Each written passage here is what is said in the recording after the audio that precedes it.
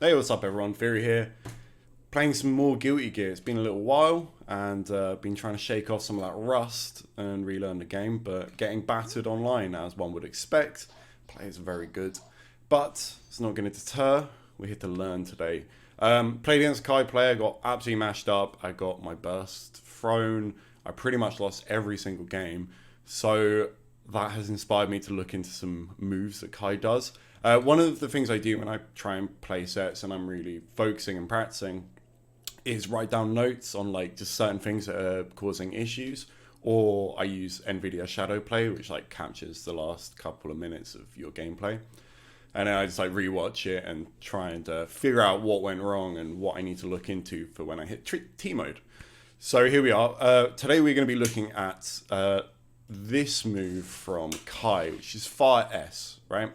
So Fire S is obviously a very long range poke, and it's good. It has a bunch of options off it, which we'll go into later. But one of the main things about it is it's in the corner. It can be very good at resetting pressure, along with things like Stone Edge YRC. It's very good at starting the pressure again and maybe stealing a turn back, if you want to use that lexicon. So yeah, I definitely wanted to discover this move more so I could figure out how to counter it at this sort of range where it becomes most potent when you've got your back to the corner. Now, the move itself, outside of everything I've already listed, it is punishable by a 6p. So, well, not punishable. You can basically, it's got an upper hitbox on it, or a hurt box, that you can hit with 6p, because 6p is upper body and vulnerable, like there. So that's really good if you want to preempt the move. Now, because the move is so long range, he doesn't really have to use it in a particularly prescribed way. He can just kind of stand outside this range and then, like, you know, come up with weird timing to attack you with it. So obviously 6p is very useful here, but what I really want to get into is the follow-ups from it. So the Gatlings, everything that you can go from it. And I've actually got my notes here. I'm one of those people now. I've kind of always been that person. So if we have a look, here we are. So this section is what we're looking at. Now this is Fire S and the follow-up. So I've got all these recorded already, but what I've done is I put it so he's in the corner, he'll backdash, step back, and then do the follow-up into blocking. So the first one is free H, right? So let's take a butcher's at how free H interacts and what we can do against it after the Fire S from that sort of range. So the first thing you want to check is whether on normal block you can do anything. And it looks like there is a bit of a gap, but very, very, very tight. So I'm mashing P here, as you can see on the overhead display, but I'm not really getting anything. It does mean that there is enough of a gap, however, to blitz, I assume. I'm not sure. Yes. So you can blitz that on normal block, which is not bad, but it's obviously a high-risk thing, because you're in a counter-hit state, and he can come in and do what he likes to punish you, which is scary versus Kai. So let's have a look at what it does on insta-block. Might take me a minute to get the timing down, because obviously it's recording, but we'll see.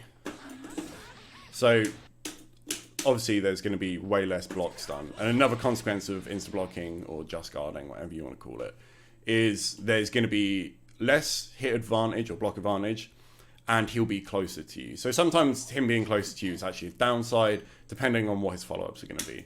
So here, let's see if we can get we got the timing down. Let's see if we can get like a jab out, basically. No, it started to come out, so it's obviously like quite a substantial difference in insta blocking it. Does mean obviously we can blitz it easier, which is good. Easier to react to, bigger window, that's always handy. Because we haven't got any like DP or anything. I mean, you could super, obviously. Super YRC with Dizzy is good because it gives you extra invulnerability. But what I'm thinking is backdashing, because he's tied into a long animation with that 3S. If we actually look here, look how long it takes him to crouch. It's a grip time. So if we can get that insta-block backdash down and figure out what our punish would be. So there's an insta-block backdash. Let's see what the options are to us. So Fire S works. That means we can get like a pretty good scaled combo if you have the meter. Say you have 25 meter. I will actually be interested to see if we could Ice Pillar. So backdash Ice Pillar. That's what I'm looking for. Whiffs. Which is fair enough. I mean, I put it as like basically max range as possible. So it would only get worse if he was closer. Alright, so backdash, do your Fire S, and then you can go into a full combo. And you can not mess it up, or you can choose to mess it up, whatever is your preference. I like to mess it up, personally.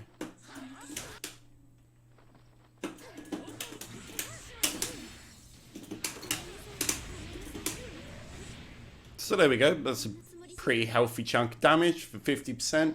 Good scaling on it. You could maybe do stand heavy or 5H. But yeah, that's pretty good for me. So backdash is our option. Our probably best option on instant block, and we've got blitz as well on a normal block, which is really tight but definitely possible. It also means you could super through there if you've got that sort of execution. Yeah, pretty happy with that. So we've got it down in our notes, and the next one we've got here is the Fireball. So Fireball YRC is definitely more common, but people definitely go for Fireball 2, just to keep you in place. Let's see what we can do against this one. So obviously, same way as before, we check how big of a gap there is, and then we move from there. All right.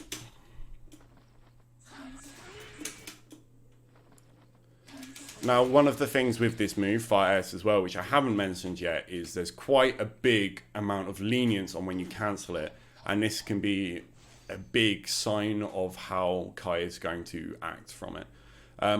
Obviously, it's probably not reactable. You have to do a bit of guesswork there. But what I've got it, the timing I've got it right now is basically as quick as possible. He's inputting a Fireball. So first thing I want to try is low profiling it, because 2D does low profile Fireballs, generally speaking. But it's looking like it's coming out too slow. We'll try one last time. We could try to backdash the Fireball. Too slow on that. I mean, maybe I'm doing bad timing. We'll try one last time. I don't have a feeling I'm gonna... Oh! That's pretty cool. I wasn't really expecting that to work. Oh, I'm never gonna be able to recreate that again.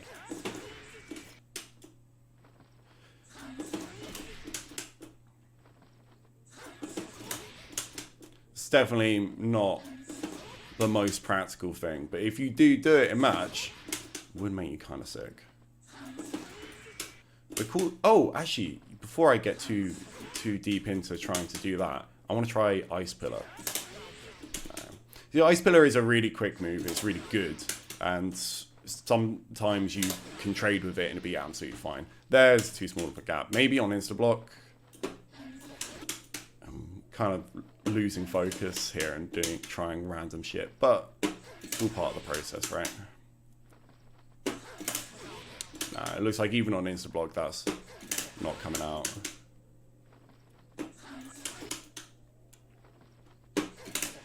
Yeah. Okay, let's get back to the backdash, because that's the cool shit right there. But I've got to remember to input a button afterwards, which might be difficult. Trying to do an Ice Pillar afterwards, because the range, if we just block, we'll see what sort of range that is. Like 2D does hit there, but if 2D is just hitting, that means he's probably not getting anything outside of Ice Pillar. It looks too quick to maybe micro dash and get something. We'll try this for a bit and see what we can get out of it.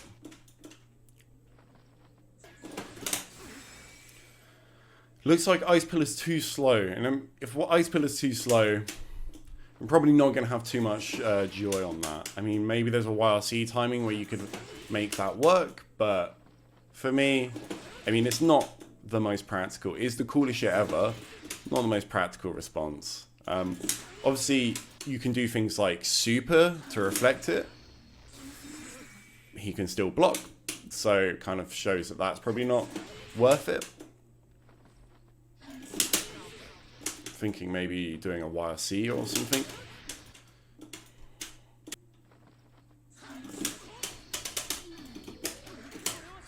Maybe Super YRC is a good punish. You do have to input it pretty early for the invulnerability to really do its job when you get the YRC. I mean, doesn't look like the one to me. Let's keep trying different options here. Is that guaranteed, or can I get out of that? That might be a range specific thing. Maybe if he was further back, I'd be able to jump out. I'm trying to super jump at the moment. Maybe super jump backwards. Okay, that's good.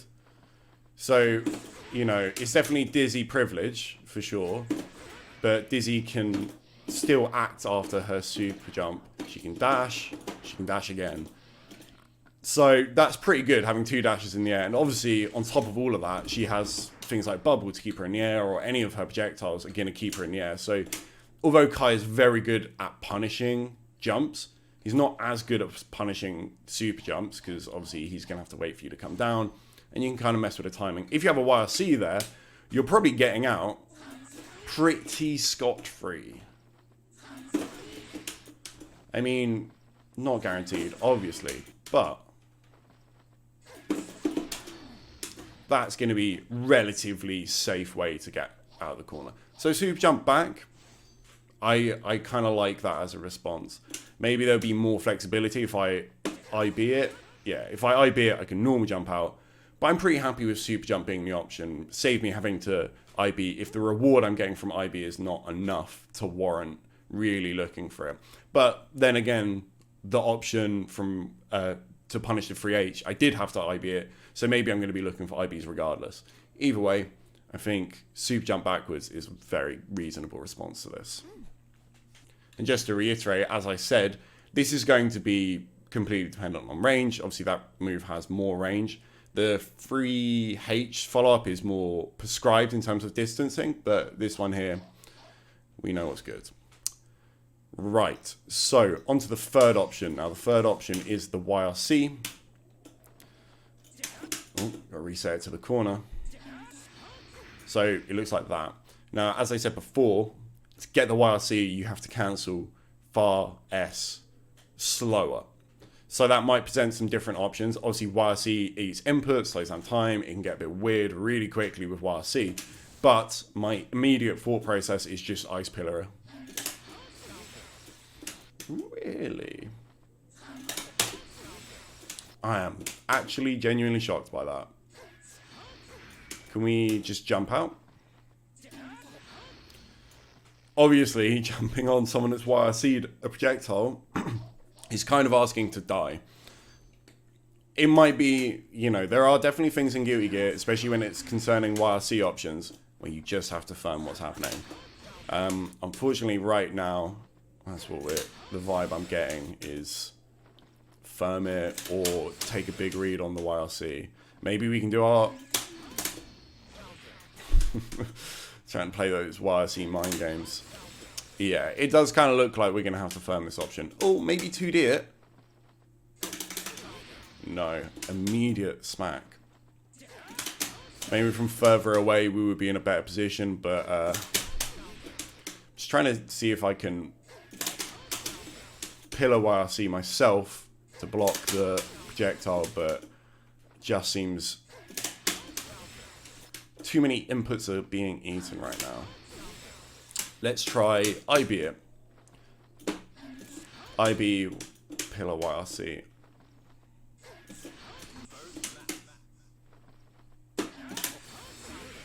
Okay, so he blocked it, which is fine.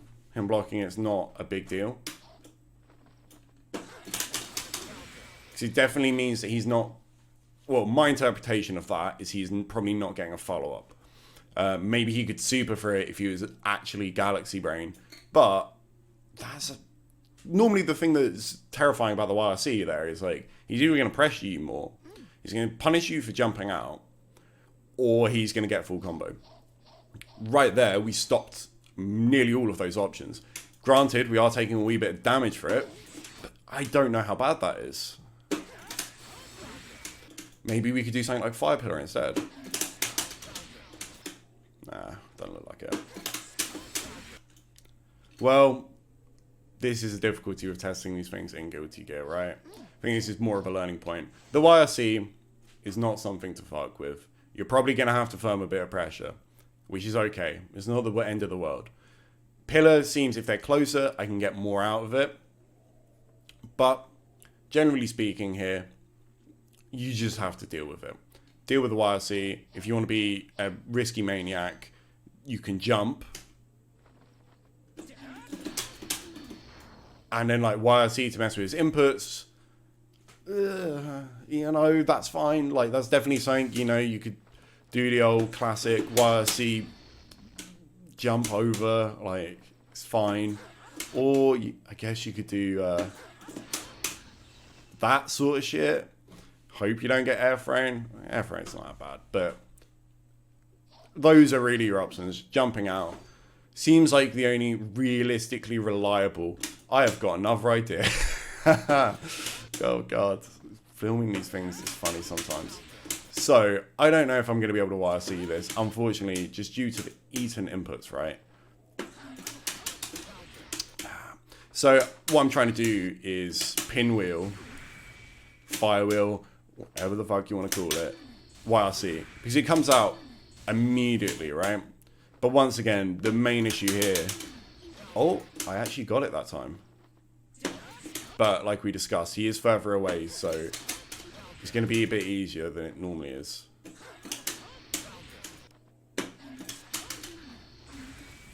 So that's cool. Stops him from moving in more. That's probably what he's going to do, right? After he throws it, he's going to move in and try and anti-air you. But that would not have worked in the closer position we recorded before. I would have definitely got hit. The window there was tiny. So we know we have to judge the range. And the range he's doing it right now is outside of 2D range, which is pretty far away. And one of the main reasons why this move's good, okay? So, 3 things. You either firm it, which is fine. Firm stuff sometimes. Jump out, make a big read, and possibly lose a lot of your health. And if he's far away, we can do the pinwheel. If he's close up, we can kind of try and do that trade with the pillar. I don't really trust it personally. I think we got a pretty roundabout way of accepting this move. Okay, so the last thing we want to look at here, we've got our YRC options written down in our little notes, but we want to move on now to Stun Dipper. Now, you're not going to see Stun Dipper as much. Stun Dipper is normally used in conjunction with an RC, and with an RC it's just guaranteed. You're not really doing anything from certain ranges. Stun Dipper is a really interesting option in that further away it is, the better it is. Further away you're getting both hits to combo, which you don't close up, and it's going to be a true block string, which it's not if it's close up. On IB, in some different ranges. There's a lot of variables to it, basically, is what I'm trying to say. It's like a slide in any move. Active frames make the move kind of fuckeries, and you have to gauge distance really quickly to be able to deal with it. You know, it's a hard time for you. It's a hard time for everyone. So we've got it set up here, and we'll take a look at it, because it's going to be hard to account for all the options, and it's more of an analysis of like the max range that this is going to happen. It's not going to happen often, but I just want to figure out if I can punish it from this sort of max range. And I already seen that we can. We can 2D it, instant block that shit, and 2D the fuck out of him. And that is probably enough for me. You might be able to dash up. And it's probably not going to happen that often from that range. It's, I reckon, 2D, Ice Pillar, get yourself out of there is probably going to be your best option. That's also good. Punishing it with the YRC's Ice Pillar is also not terrible. This means you can dash out and you can do that, and you can safe jump afterwards if you're that sort of person, or you can set up fish, rah, rah, rah.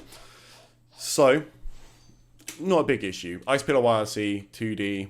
You need to instant block it, but it's not hard to instant block. It's a prescribed 2-hit move. You're instant blocking that every day of your life. From that range, you're not going to be able to jump out in between it. Closer ranges, you might be able to do that, or blitz in between, which is actually a very good option because it could stop him from RCing. But I'm pretty happy with what we've got right there. So that's going to be it from me. Let's enter this last thing into our notes, shall we? We got Ice Pillar, YRC, and we have got 2D into whatever. And that is from an instant block. We also need to set this. I like to keep all my notes pretty clear, because otherwise you end up forgetting shit when you need it to be written out quickly for you. So we got everything here. So the Fire S itself, we can beat it with a 6P. Into 3H, we can blitz it, or we can IB into backdash 5S. Versus the Fireball, IB super jump back. Versus the YRC, after the Fireball, you do jump and guess.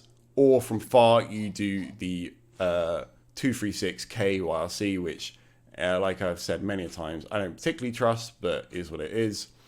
And versus Stun Dipper, you IB that shit, and then you punish him with Ice Pillar YRC or 2D into whatever combo.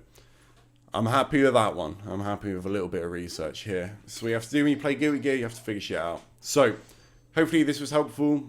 I think it's good to show sometimes a bit of working outs on how to punish shit, because normally I just upload a video of punishing shit. But there is a process to it, and a process we all need to learn.